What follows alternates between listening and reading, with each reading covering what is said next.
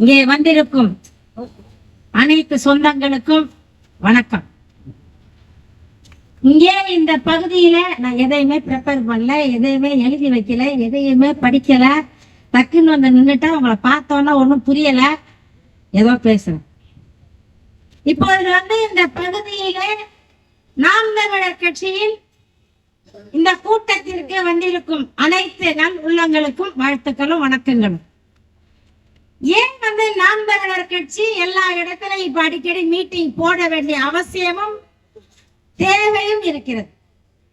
இதற்கு காரணம் வந்து மக்கள் வந்து அரசியலை மறந்து விட்டார்கள். மக்களுக்கு அரசியல் என்றால் என்னவென்று தெரியப்படுத்த வேண்டிய கட்சிகள் மறந்து விட்டது.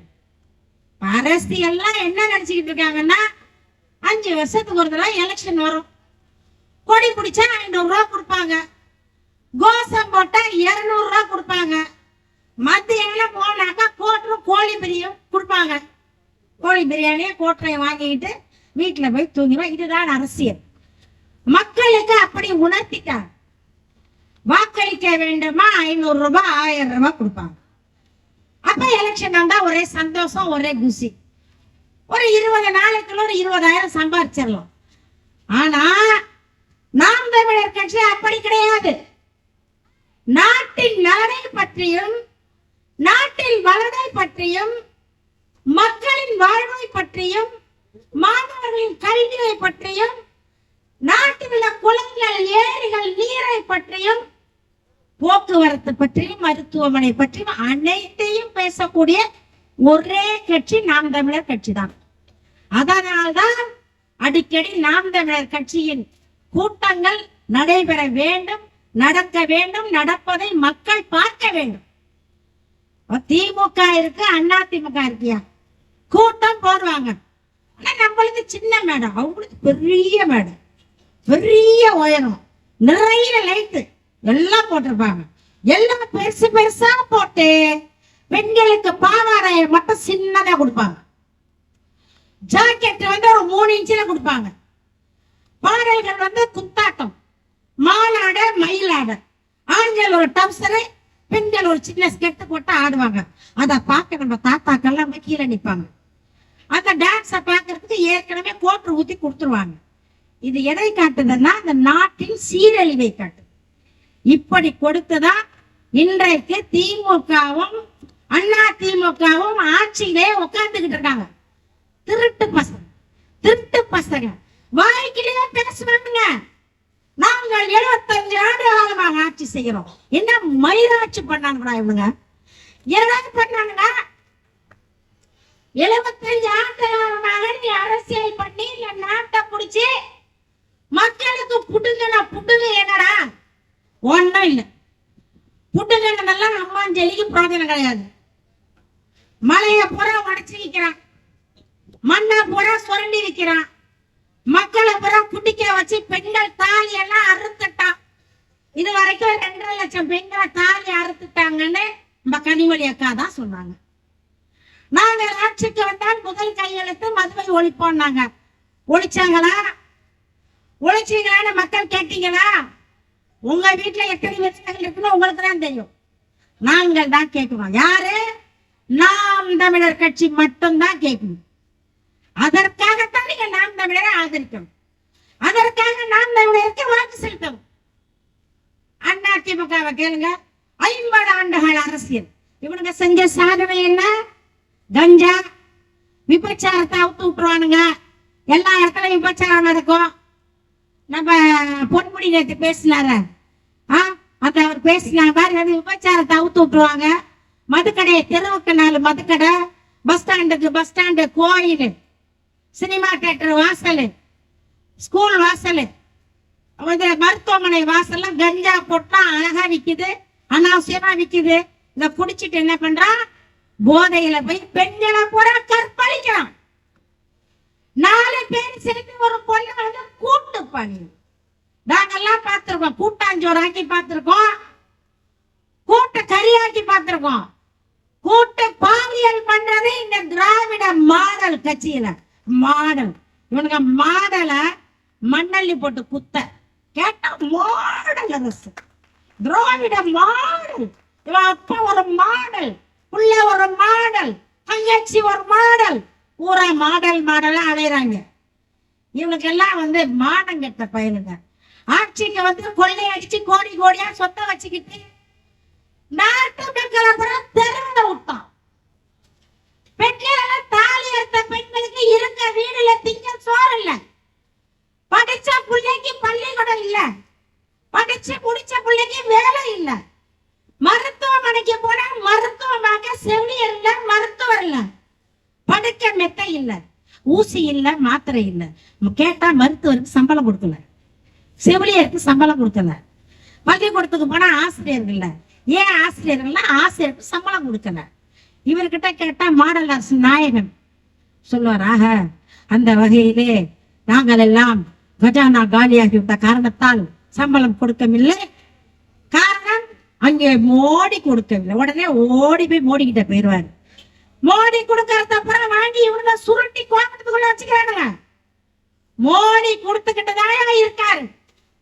இவங்க வாங்குற காசா பூரா ஊருக்கு 4 வீடு, சின்ன வீடு பெரிய வீடு.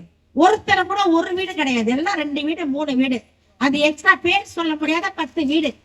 இவ்வளவு வீட வச்சுக்கிட்டு இவங்க சம்பாதிச்ச காசை பூரா ஒருத்தருக்கு 10 புள்ள 12 புள்ள சொத்தை சேர்த்துறான்.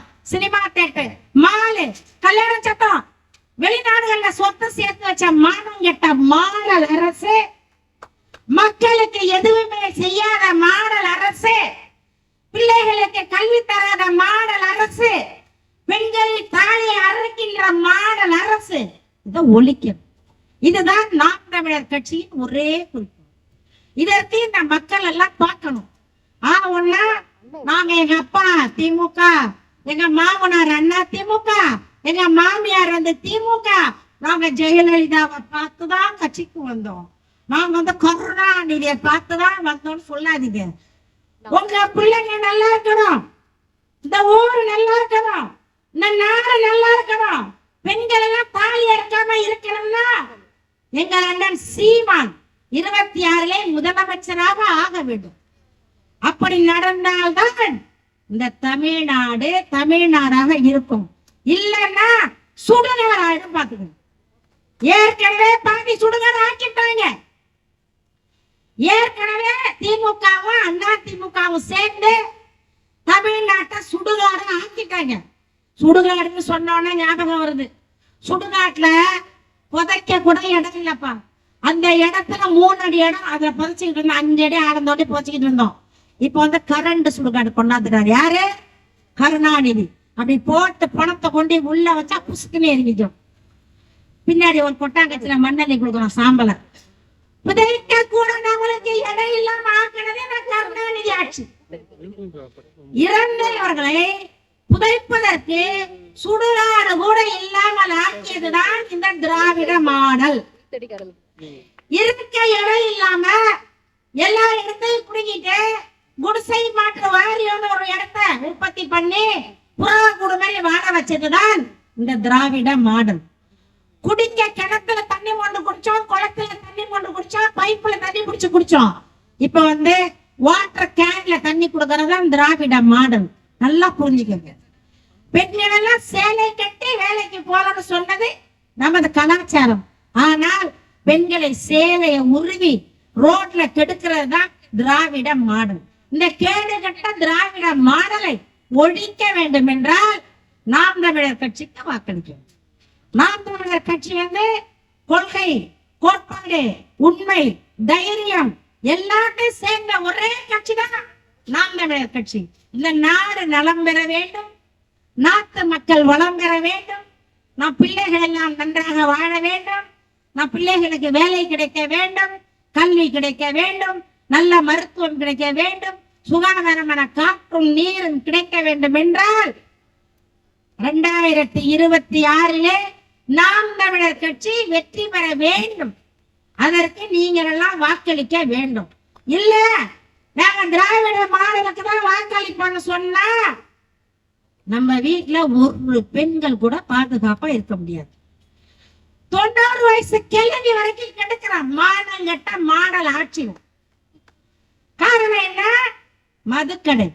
தெருவுக்கு 4 சாராய கடையை திறந்து இவனுங்க வள்ளல் மானங்கெட்ட பயிலுங்க. ஆட்சி பண்ண தெரியல, பேச தெரியல.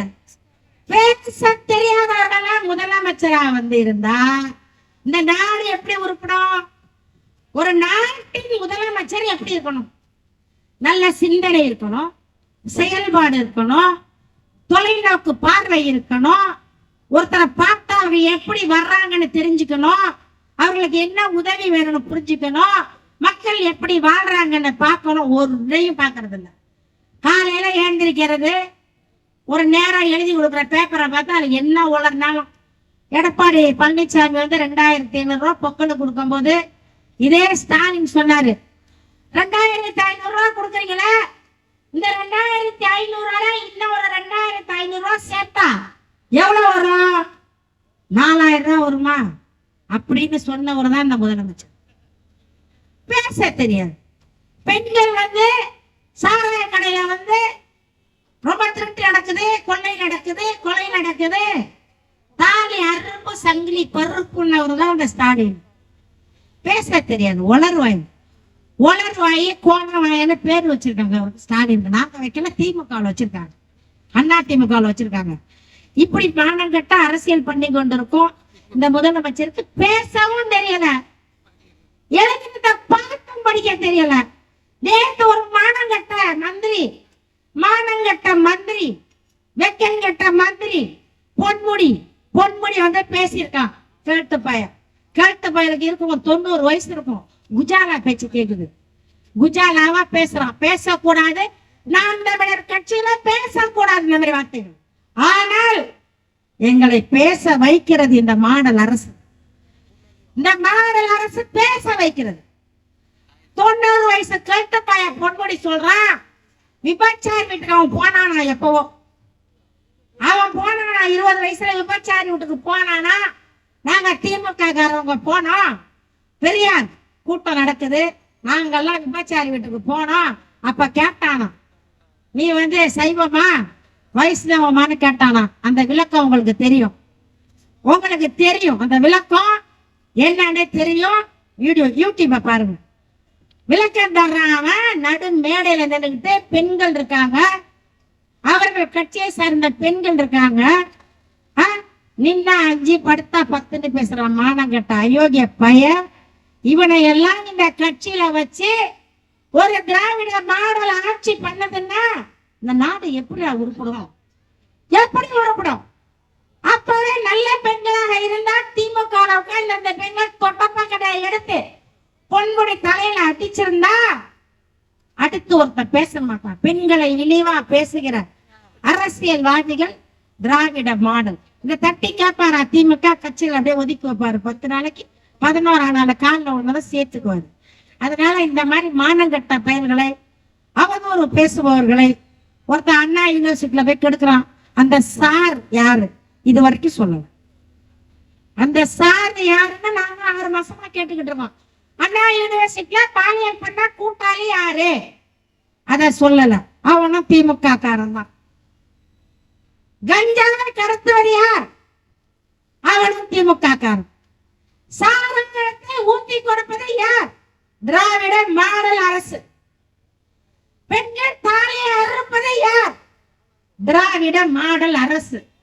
பிள்ளைகளை கஞ்சா அடித்து பாலியல் சீண்டலுக்கு உள்ளாக்குவது யார்? இந்த மாடல் அரசு. இதை ஒழிக்கணும். மாடல் அரசை ஒழித்தால் ஒழிய இந்த நாடு திருந்தாது. இந்த நாட்டை திருத்தணும்.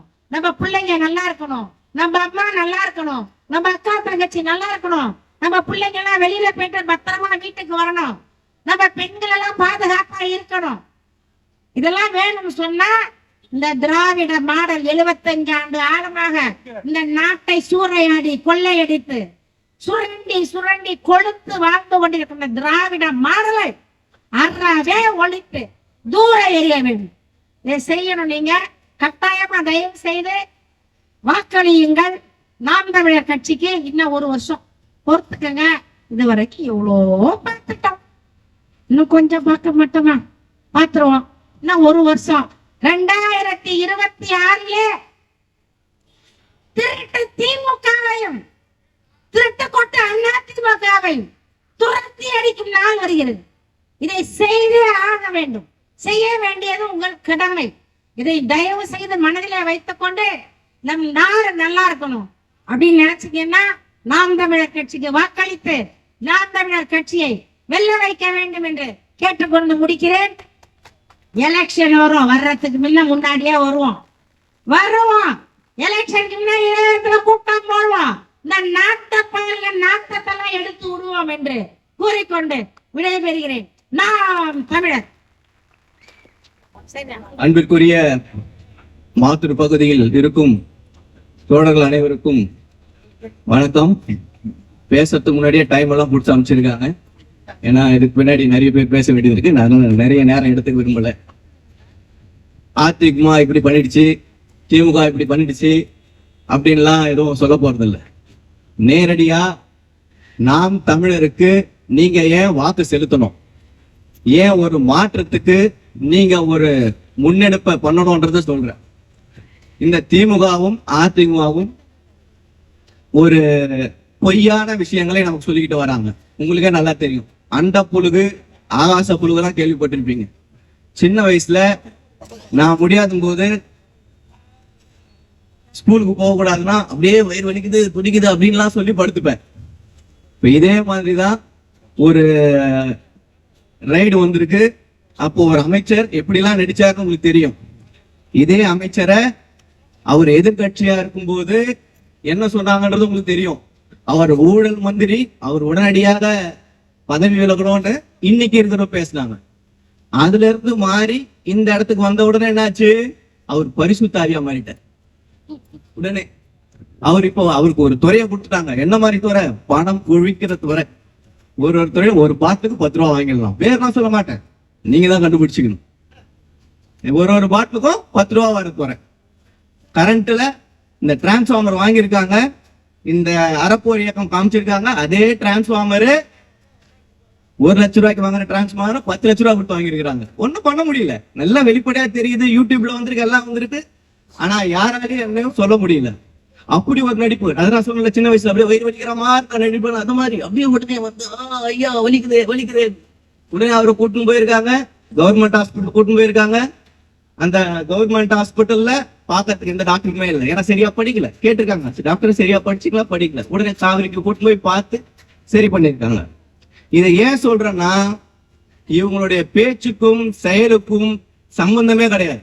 எதிர்கட்சியா இருக்கும்போது என்ன சொன்னாங்க, வந்தவன டாஸ்மாக மூடணும், குடிய ஒழிக்கணும். உடனே இந்த அதிமுக ஆட்சி இப்படி பண்ணுது அவங்க எல்லாமே கத்துறாங்க. ஆட்சிக்கு வந்தவன என்ன பண்ணாங்க, ஒன்னும் பண்ணல. ஒரு தடுப்பு வச்சுட்டாங்க. தடுப்பு வச்சு மறைச்சிட்டாங்க. டாஸ்மாக மறைச்சிட்டாங்க. மறைச்சு என்ன பண்ணிருக்காங்கன்னா, பின்பக்கம் வச்சிருக்காங்க. டாஸ்மாக் பின்பக்கம் உள்ளது நாங்கள் மறைத்துள்ளோம், குடியை கெடுக்கும், ஆனால் நீங்கள் உள்ளே போய் குடித்துக் கொள்ளுங்கன்ற மாதிரி சொல்லிவிட்டாங்க. அப்ப என்ன சொல்றதுக்கு ஒன்றும் செய்யறதுக்கு ஒன்றும் ஒரு வித்தியாசம் இருக்கு. இதை நம்பி மறுபடியும் நீங்க ஓட்டை போட்டுக்கிட்டே இருக்கோம். நம்ம இது எவ்வளவு பெரிய குற்றம், இந்த நாட்டை அடிக்கிற விஷயம் இல்லையா? இப்போ நாம் தமிழர் வந்தா என்ன பண்ணோம்? நாம் தமிழர்ல பேச்சு கிடையாது. இப்போ ஒன்னு சொல்லுவோம், அப்போ ஒன்னு சொல்லுவோம், மாத்தி பேச விருப்பம் எதுவும் கிடையாது. என்ன சொல்றது நாம் தமிழர்? நாங்கள் ஆட்சிக்கு வந்தால் முதல்ல மனிதனுக்கு தேவையான குடிநீரை, நல்ல தரமான குடிநீர் குடிப்போம். இப்ப எல்லாம் கேன் வாங்குறீங்க இல்லையா? வீட்டுல ஒரு கேன் 25 ரூபாய், வாரத்துக்கு 3 கேனாவது தேவைப்படும், 75 ரூபாய். நீங்க மொத்தம் கணக்கு போட்டு பாத்தீங்கன்னா 5 வருஷத்துக்கு 18,000 ரூபாய் கிட்டத்தட்ட ஒரு ஃபேமிலி செலவு பண்ணும். அடுத்தது நாம் தமிழர் என்ன சொல்லுது, நாங்கள் வந்தால் தரமான கல்வியை அரசு பள்ளிகளிலேயே வழங்குவோம். நம்ம அரசு பள்ளிகளை சேர்க்கறது இல்லை.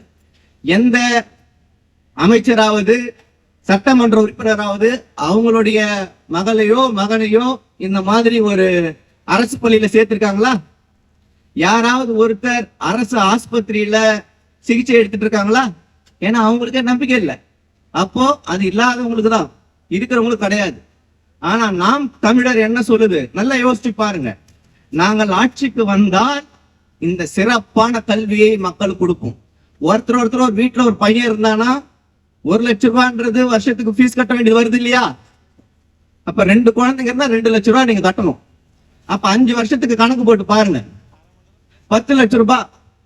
இந்த 10 லட்ச ரூபாய் ஒரு குடும்பத்து கையிலயும் ஒரு மிடில் கிளாஸ் கையில அந்த 10 லட்சம் இருந்ததுன்னா நீங்க நினைச்சு பாருங்க, இவங்க போடுற 2000 ரூபாய்க்கும் இவங்க கொடுக்க போற அந்த 1000 ரூபாய் இலவசத்துக்கும் டிவிக்கும் மிக்சிக்கும், அந்த டிவி ஓடாதது வேற விஷயம், மிக்சி ஓடாத வேற விஷயம், சவுண்ட் வரும் ஆனா அரைக்காது. அந்த மிக்சிக்கும் ஓடி ஓடி நம்ம எதுக்கு பண்ணணும்? 10 லட்சம் ரூபாய் ஒரு நடுத்தர மக்கள் கையிலயும் இருக்கும். 10 லட்சம் ரூபாய் வாங்கிட முடியாதா? நீங்க நினைச்சு லக்ஸரின்னு சொல்ற ஐட்டம், காரை தவிர வீடை தவிர மத்த எல்லாத்தையும் இந்த 10 லட்சம் ரூபாய் வாங்கிட முடியும். கரெக்டுங்களா? உங்க ஃப்ரிட்ஜி, colour TV, LED, microwave oven எல்லாமே இந்த 10 லட்சம் வந்துடும். சோ ஒரு ஆட்சி, ஒரு கட்சி சரியான முறையில்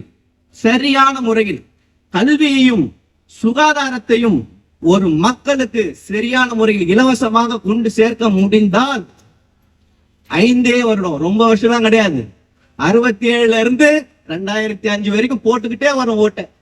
கரெக்டுங்களா? 5 வருடங்களில் ஒரு நடுத்தர குடும்பமும் அவர்களுக்கு தேவையானதை அரசை எதிர்பார்க்காமலே வாங்கி கொள்ள முடியும். அரசு எதுக்கென்றே அவங்களுக்கு தெரியல. இப்போ ஒரு மிக்சி, கிரைண்டர், டிவி இதெல்லாம் நம்ம வாங்கிக்க முடியும். ஒரு சாலையை நம்ம போட்டுற முடியுமா? ஒரு தனி மனிதனால ஒரு சாலையை போட்டுற முடியுமா? ஒரு அணைக்கட்டை கட்டிட முடியுமா? ஒரு மின்சார உற்பத்தி இயந்திரத்தை நிர்வகிச்சிட முடியுமா? ஒரு அரசு ஆஸ்பத்திரி பண்ணிட முடியுமா? இதெல்லாம் பண்றதுக்காக தான் மக்கள் கிட்ட இருந்து வரி பணத்தை வாங்கி இந்த அரசு இதை பொதுவாக செயல்படுத்தணுன்றதுக்காக தான் இதை கொடுத்துருக்காங்க. அதை விட்டு நான் ஆட்சிக்கு வரணுன்றதுக்காக இலவசம் கொடுக்குறேன். இந்த இலவசம் கொடுத்தாங்க பாரு எவ்வளவு அழகா. இந்த பஸ்ஸுக்கு பெண்களுக்கு 1000 ரூபாய் ஃப்ரீ, அவங்க ஹஸ்பண்ட் பேக்கெட்ல இருந்து எடுத்து இவங்களுக்கு கொடுத்துருவாங்க. அதனால என் மக்களே தயவு செஞ்சு சிந்திங்க.